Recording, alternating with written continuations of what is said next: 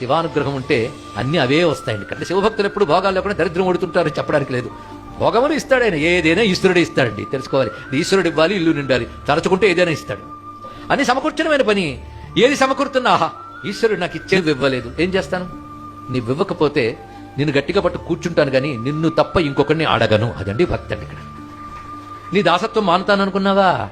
నేను నీకు దాసుడినే. నువ్వు ఇవ్వకపోయినా నీకు దాసు. ఎందుకంటే ఈ స్వామి తప్పితే నాకు ఇతరము తెలియదు. ఆ మాట ఎంత గొప్పదండి.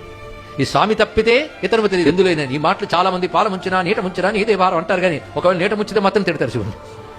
పాతయవా పాతాళే స్థాపయవా సకల్లోక సామ్రాజ్యే మాతస్తవ చరణయుగం నాహం ముంచామి నైవ ముంచామి. నన్ను పాతాళంలో పాతి పెట్టేసిన, స్వర్గంలో కూర్చోబెట్టిన నీ పాదం మాత్రం విడిచిపెట్టనమ్మా అంటాడు భక్తుడు. ఆ గట్స్ ఉండాలండి. గట్స్ ఉన్నవాడు భక్తుడు. అంతేగాని నాకు చర్మం ఇందులో ముడతలు పడేటట్టు ఎందుకు చేసావు శివా, నీ మీద కోపం వచ్చాను అన్నవాడిని కూడా చూసాం. అంటే ఆయన పని ఏంటంటే బ్యూటీ పార్లర్కి వెళ్ళినట్టుగా మన పనులన్నీ చేస్తూ కూర్చోనమాట. వీడానికి దాసుడు కానీ ఆయన మరీ దాసుడుగా చేసేసుకోవచ్చా అండి? ఆఖరికి తన ఇంటి ముందు కోరుకున్న వెంటనే ఆటో రాకపోతే శివుడు పంపించలేదని. ఇదే భక్తి అంటే ఇక్కడ. కనుక శివుడి మీద కంప్లైంట్ చేసే స్వభావం కాదు. ఏదైనా నువ్వే. నువ్వు నాకేమి ఇవ్వకపోయినా నా జిహ్వ నిన్నే పాడుతుంది.